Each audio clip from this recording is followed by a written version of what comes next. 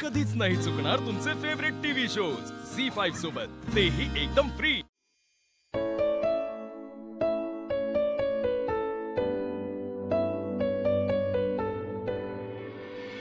काय झालं? काही नाही हो, इमोशनल झालेच. बघा ना, सगळे किती खुश आहेत. बनी किती खुश आहे, त्याला इतकं सुंदर कुटुंब, क्या छान गोड बहिणी मिळाल्या. आणि चिनू मुन्ना सुद्धा इतका लाडका, इतका प्रेमळ भाऊ मिळाला. आणि मला तुम्ही.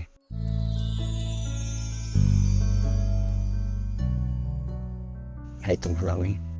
शोधूया नव्या खुणा, कर्तव्य आहे पुन्हा. सावली वेड्या उन्हा, कर्तव्य आहे पुन्हा.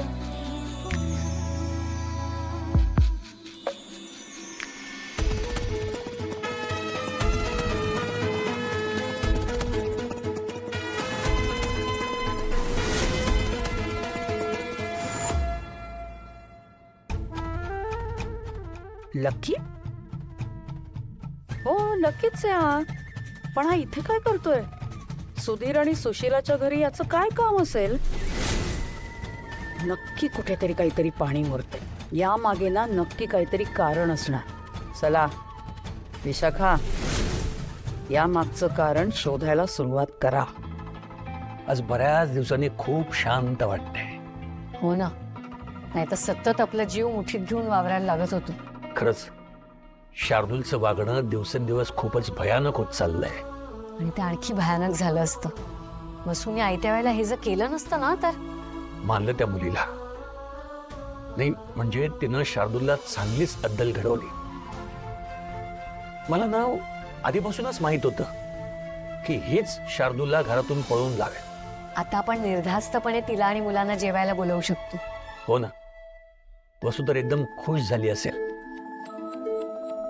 मला ना तिच्या चेहऱ्यावरचा आनंद बघायचा आहे. देव करो आणि तिच्या चेहऱ्यावरचा आनंद कधीही लोप पाहू नये. येऊ का?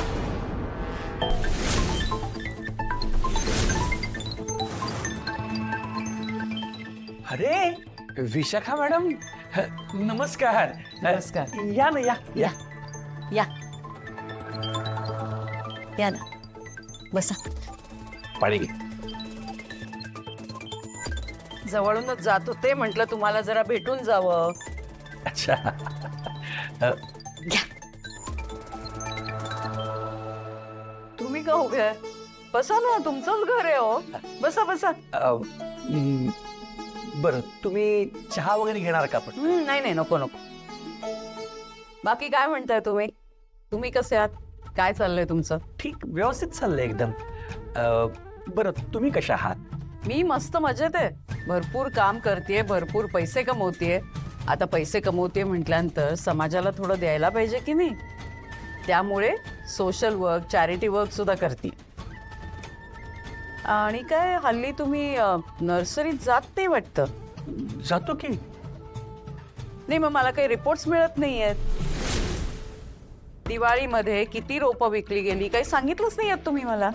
झाला बऱ्यापैकी, म्हणजे प्रॉफिट झालंय थोडं बहुत. बर. एनिवे, आत्ता एक माणूस गेला इथून. तो कोण आहे? नाही, कोणीच नाही. असं काय करताय? आत्ता तुमच्या दारातनं बाहेर पडला. ऍक्च्युली 2 माणसं होती. नाही म्हणजे नर्सरीतलीच कोणीतरी माणसं असतील, एखाद दुसरी. Are you sure? हा, हो हो हो. बर. बाकी तुमच्या मुलाचं काय?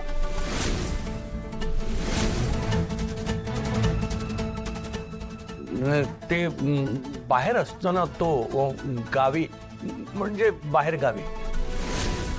दिवाळीला सुद्धा घरी येणार नाहीये? तो तिथेच सेटल झालाय ना. आई बाबांची पटत नाही वाटतं काय? नाही नाही, तसं काही नाहीये. अहो, किती घाबरताय रानडे. चेष्टा करते, रिलॅक्स. बरं चला, मी निघते आता. हा, अहो असं कसं मी फराळाचं घेऊन येते. अहो नको, फराळाचं नको, रोज फराळाचंच चाललंय. मी येते. बर.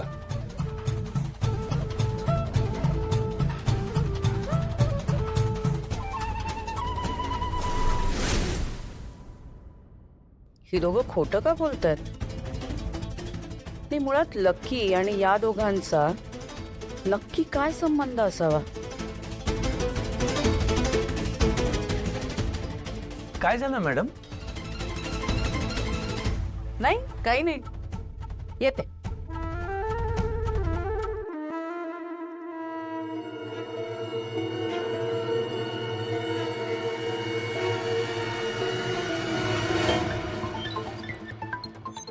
लागला का रे फोन? नाही ग, उचलतच नाही. मेसेज करून बघ ना. अगं 10 वेळा तरी केले असतील, रिप्लायच करत नाहीये. अखिल, एक काम कर ना. मी काय म्हणते, तो जिथे राहतोय तिथे जाऊन ये ना एकदा. तो कुठे? ते नाही का त्या दिवशी मी आणि आकाश गेलो होतो. अगं पण तुम्हाला तो भेटलाच नव्हता ना तिकडे. हा, आकाश, तुझ्याकडे त्याच्या कुठल्या मित्राचा किंवा सहकार्याचा वगैरे नंबर आहे का रे? नाही ना बाबा, ते घ्यायला विसरलोय मी.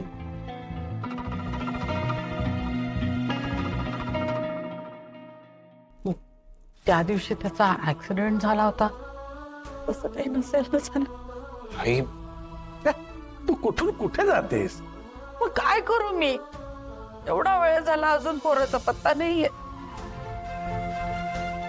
आपल्याकडून काहीतरी चूक झाली असेल, तर त्याला काहीतरी वाईट वाटलं असेल, असं काही. एवढ्या काही ते निघून गेला.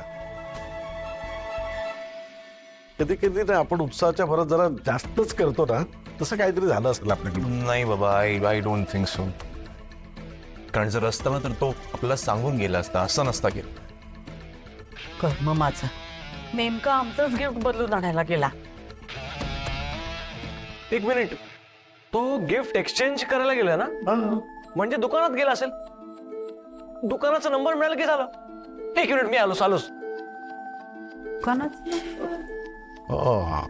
गिफ्ट वर असल्याची शक्यता नंबर. नाही पण एवढं महत्वाचं काय काम आहे की मेसेजचा रिप्लाय नाही करता येत त्याला? जिथे कुठे असेल तिथे सुखरूप असू दे रे देवा परमेश्वरा. मला पण काळजी वाटायला लागली. अच्छा, बरं, ठीक आहे. काय रे, काय कळलं का? नाही ना, दुकानदाराला सुद्धा काही माहिती नाही. तो म्हणतोय की ना कोणी गिफ्ट एक्सचेंज करायला आलं ना रिटर्न करायला. हो, ओके. मी एक काम करतो, मी जरा ऑफिसमध्ये कॉल करून विचारतो काही माहिती आहे का लकीबद्दल. हा, आलोच. मी पण बघतो 1-2 लोकांना कॉल करून. नसता गोरे जेवायला. आणि बाबा, ताट्यावाड्याला घेऊ? तुला काही कळतं की नाही ग? हा, इथे आम्ही लकीची काळजी करतो आणि तुला जेवायची पडली आहे. सॉरी आई, ते मुलांना भूक लागली होती म्हणून म्हटलं जेवायला घेते सगळ्यांसाठीच. त्यांना वाढायला घे, आपण लकी आल्यावरच जेवूया. ठीक आहे. झी5 ॲप डाउनलोड करा आणि पहा सर्व एपिसोड्स एकदम फ्री.